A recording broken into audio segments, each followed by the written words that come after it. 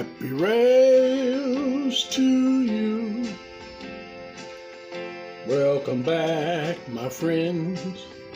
Happy rails to you. It's good to see you again. Thanks for watching this channel and the videos. Sometimes they go real fast and sometimes they're slow. Happy rails to you. Glad you're watching in.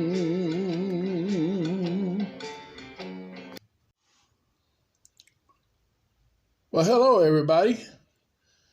This is G-Man.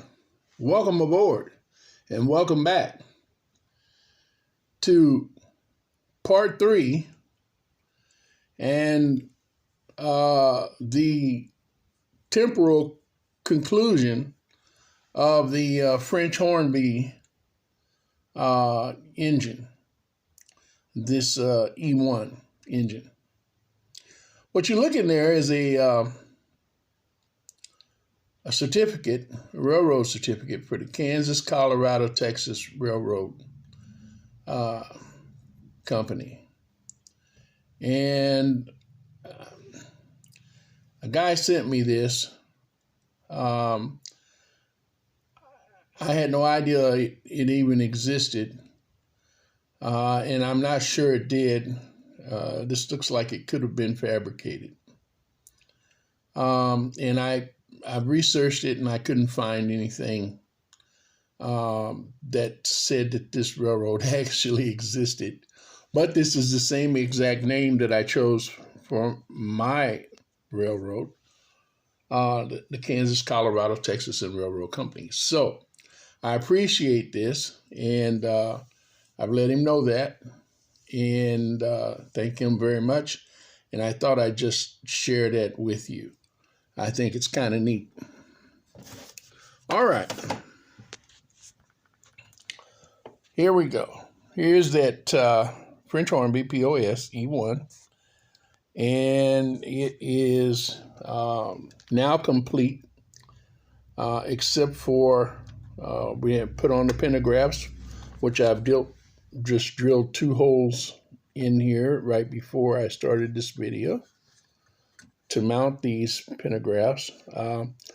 The original type or the original kind I could not come up with. I found some that were really close, but they were way too far out of my range for me that I felt comfortable buying them to put on this model. So what I did was I found a pair of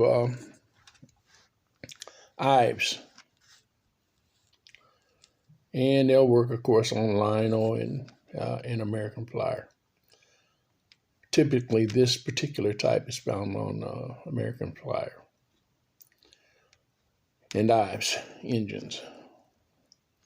And so I got a pair of these, and we're going to put these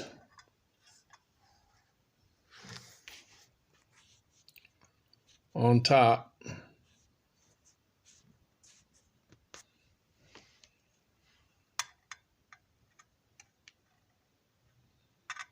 where the originals would have went.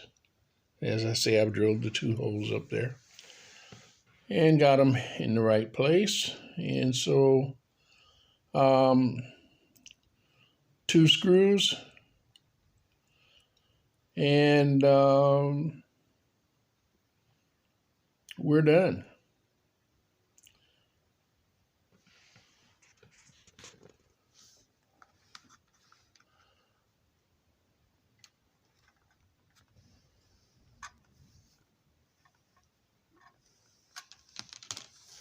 Now, when I reassembled it this last time, I went ahead and put a coupler on it, and I bent this coupler so that it would work on the marks, and it also fit a regular standard knuckle coupler.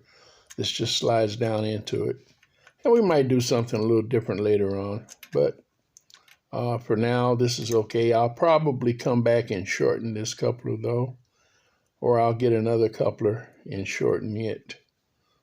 But I'll probably shorten it back to here, which will change the throw.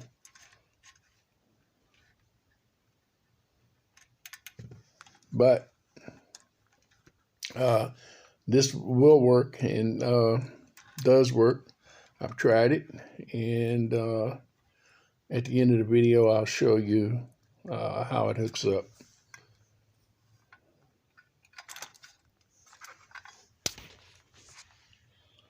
Okay, let's prepare to put on these pantographs. Okay, guys, I decided that it was going to be too much of a struggle to try to put the screws in from the top and come down.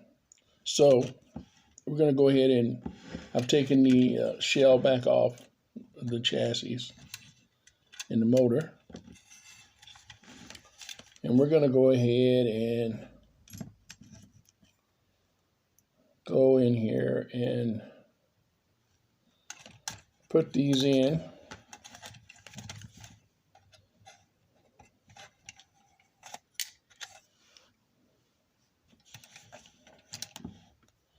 Not that it's going to be any easier for my big fingers, but we're going to put these in, hopefully, with these tweezers.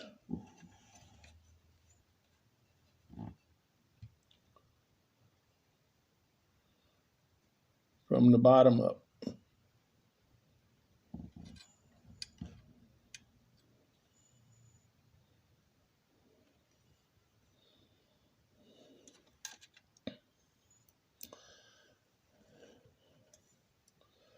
I can't get the screw to cooperate with the tweezers.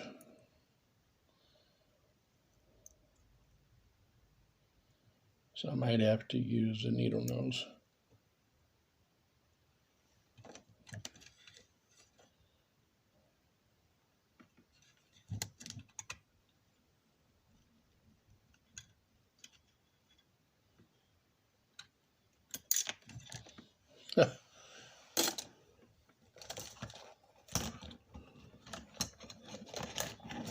To get me a smaller pair of needle nose pliers one of these days.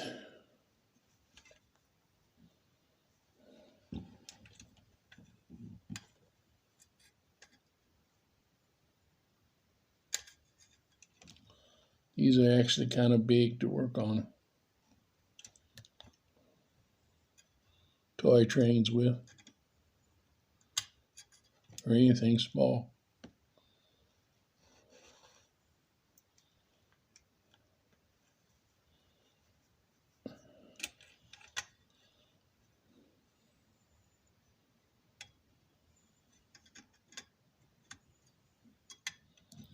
Just can't get the screw at the right angle.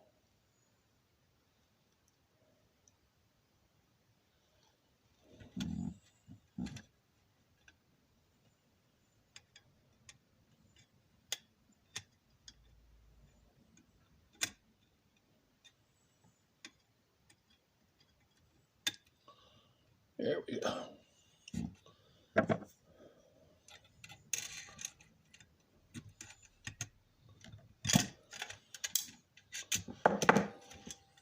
Oh, fell out.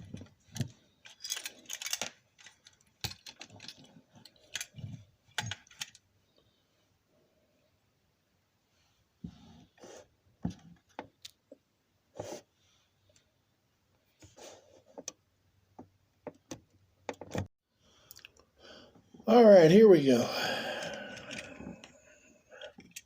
Having trouble getting these screws in, but finally got it. So we got it through there.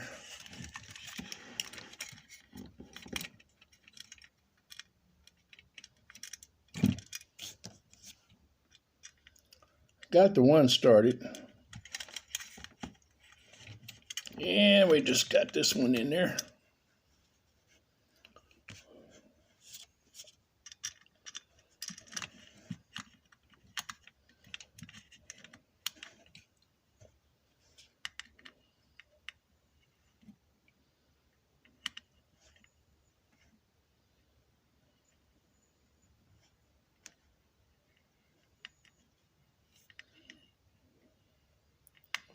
These screws probably are about actually a 1/4 inch too long, or 1/8 of an inch. I don't know, but they'll work.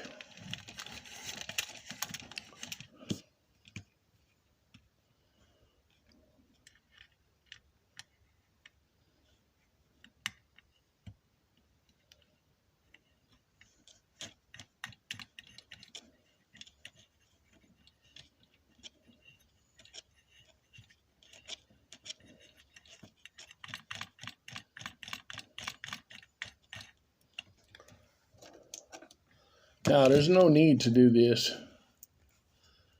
but you know, I like to make sure everything goes together and stays together.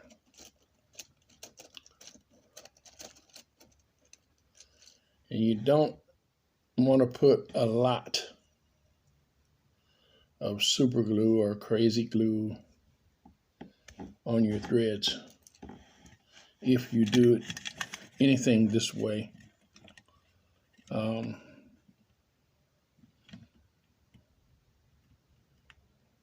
Because if you do, you're just going to have a big mess.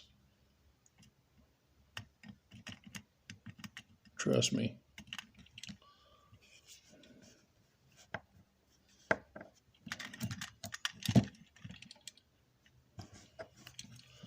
Now, we didn't even have any come out.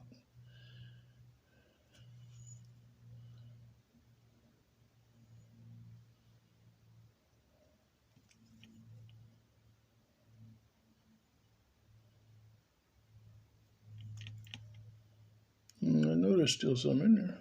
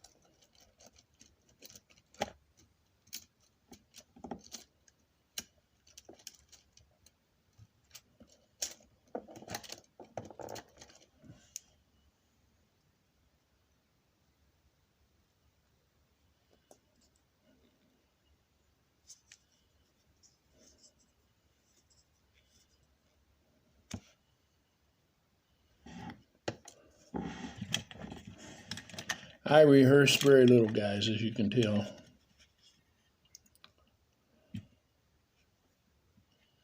I just go at it.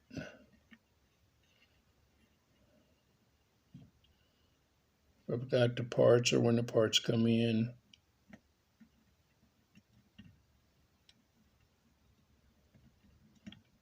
I already know what I need to do, or have an idea of what I'm going to do.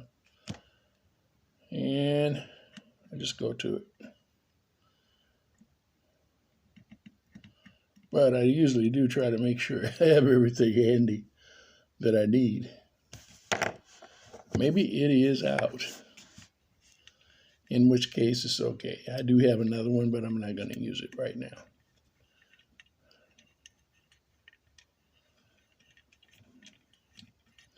Now I'm going to screw this on by hand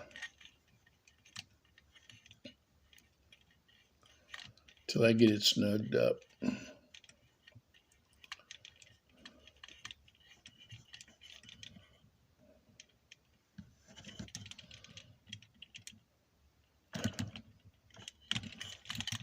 I think we can get one more. There we go.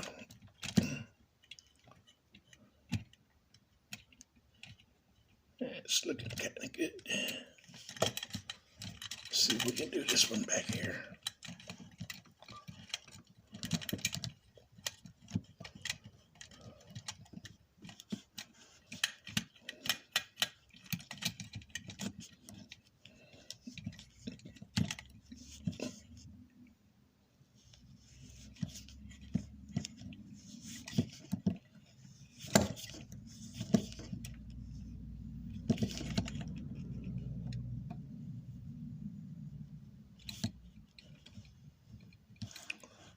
That's pretty good.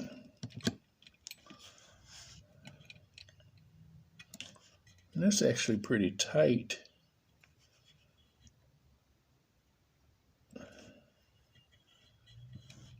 May not even need to screw it down with the screwdriver.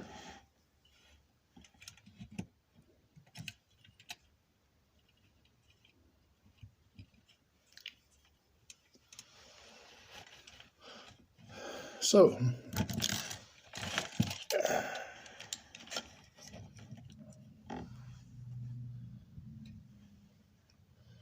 there we are. The pantographs are on.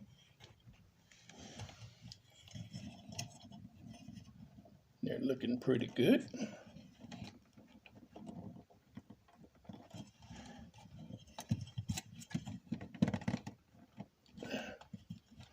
Trying to get them in line with each other.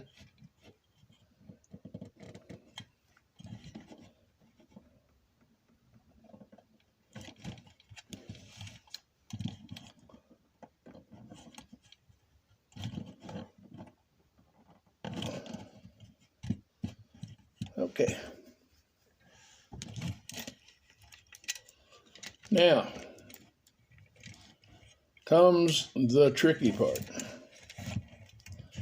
Now, I rewired this light also and took the old wire out. I think I mentioned that in the other video. I might not have. But, and what I did not do was go in and solder this in because this has an eye clip. And I just stuck the wire in the eye clip and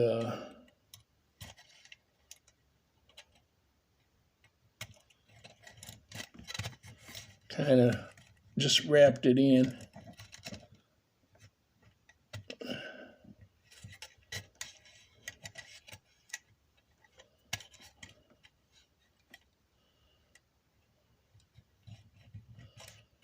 And I might have to go back in.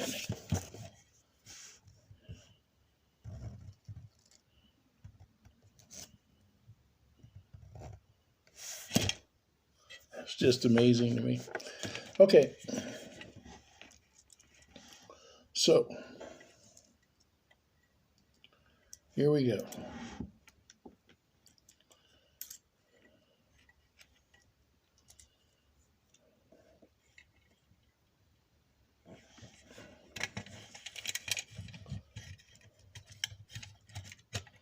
This is kind of tricky because I can't.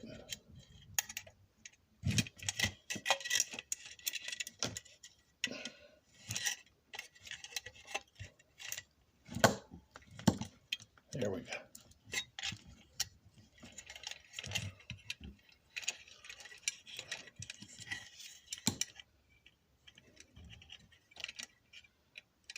I also put a little plastic cover on the end of the wire to give you more grip where you can grip hold of it. And you can see it better.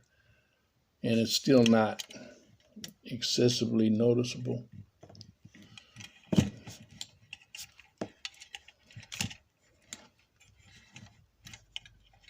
How about that? First time. All right.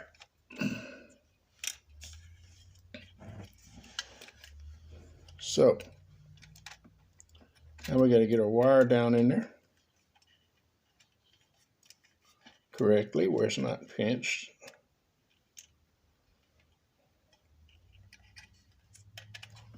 And you got to get this end set.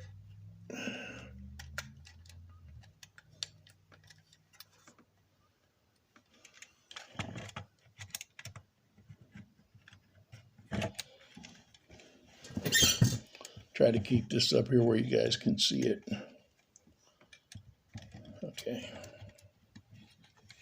Now that I got these pantographs on here, it's kind of hard. Okay. There we go.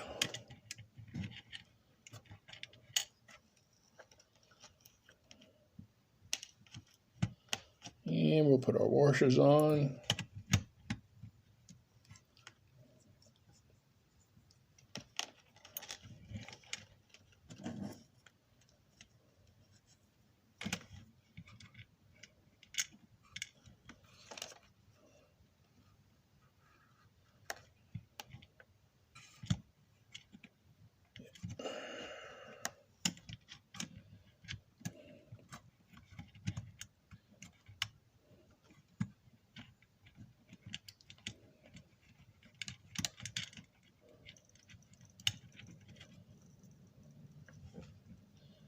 Put our nut back on.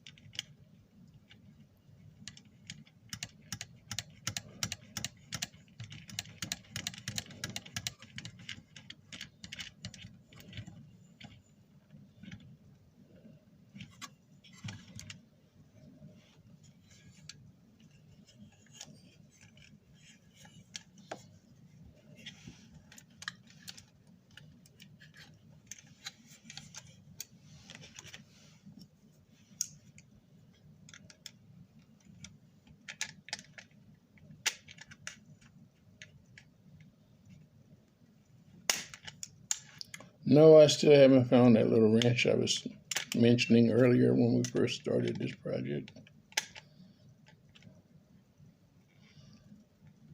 But I hadn't really looked for it. I know it's out in the shop in my little toolbox.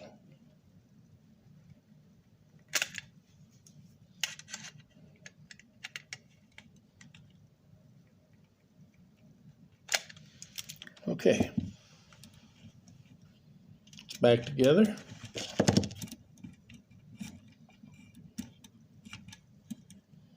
Pantographs are on.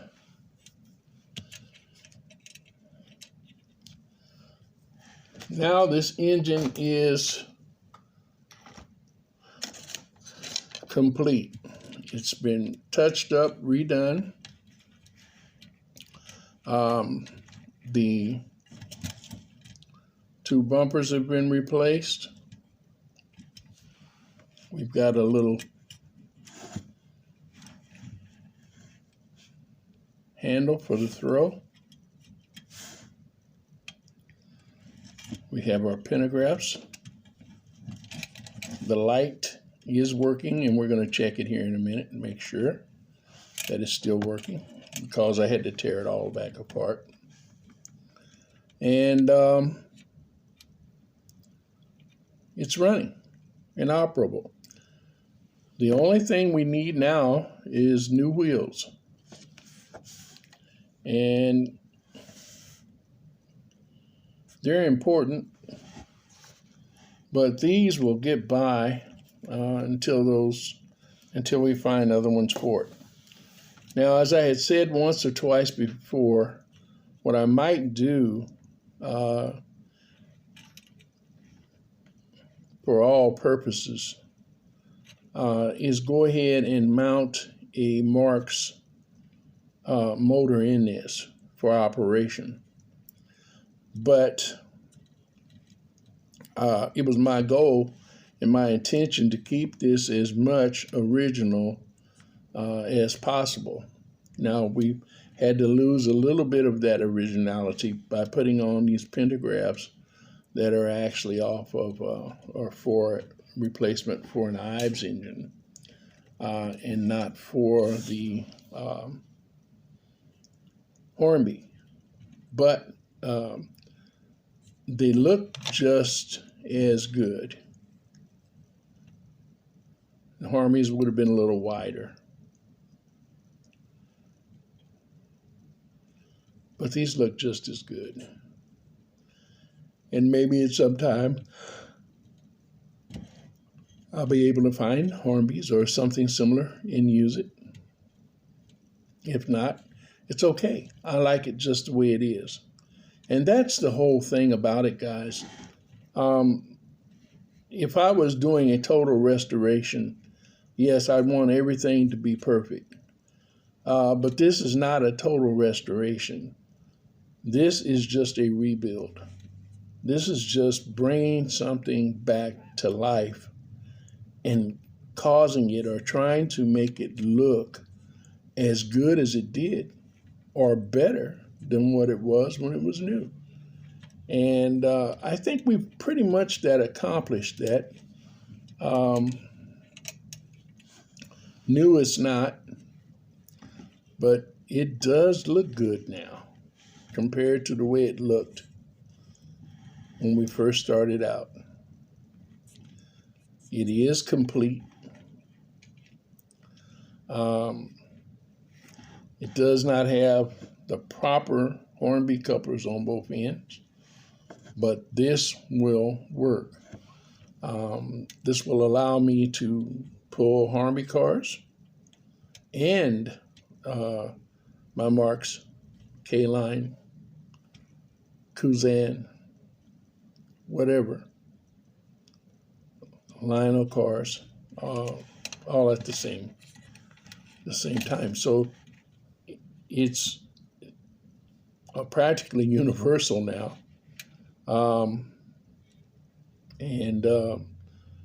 Let's go ahead and take a look and see if the light still works and see how it still runs. Okay, we got it set up. Let's look and see what we got.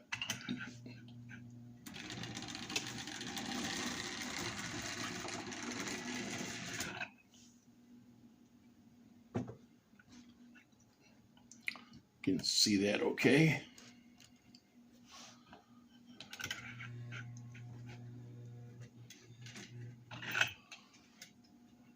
Change the direction.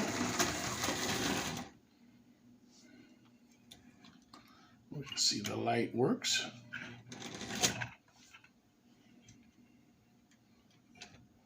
Pull our reversing switch back out.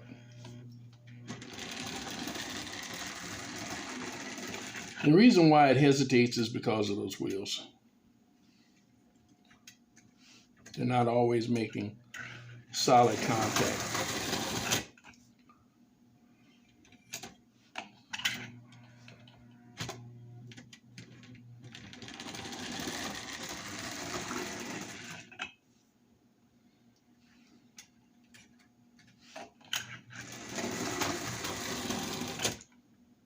All right. Well, there we have it, guys. The French Army POS E-1 engine from 1946. They made them up until, I believe, 1962. They were made again in 1958, I believe, through 1962. They were upgraded with a larger motor, which again is a lot like one of our Marks motors. And it's a good heavy duty motor. And they changed the color of them slightly. Matter of fact, came in 2 colors, I believe, maybe 3. And they no longer said SNCF on the side on every engine. That was only on the early ones. On the later ones, they said POS E-131, I believe.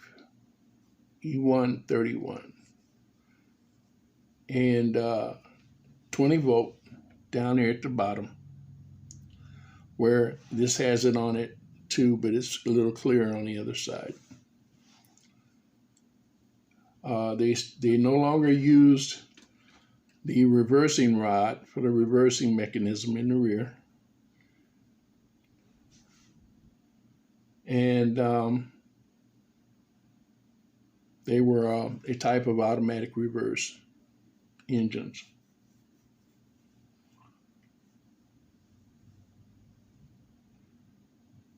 So here you have it.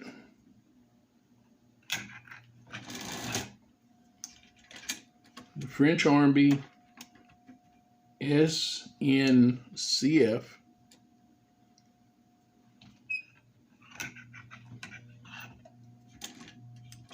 oh.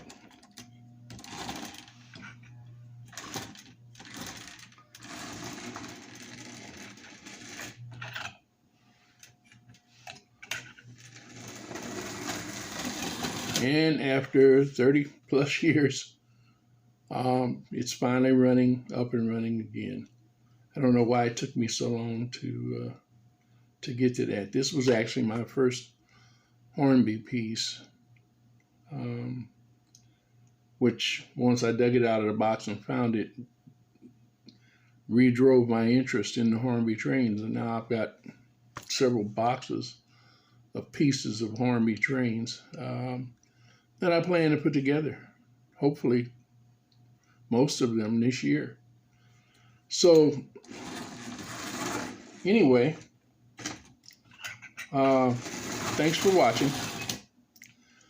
And as always, if you enjoy running your trains, working on them,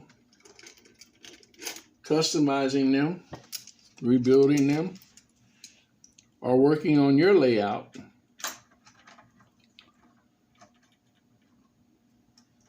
as much as I do, then you should have happy rails. Just added a Hornby barrel car to this, and I had changed the coupler on the barrel car.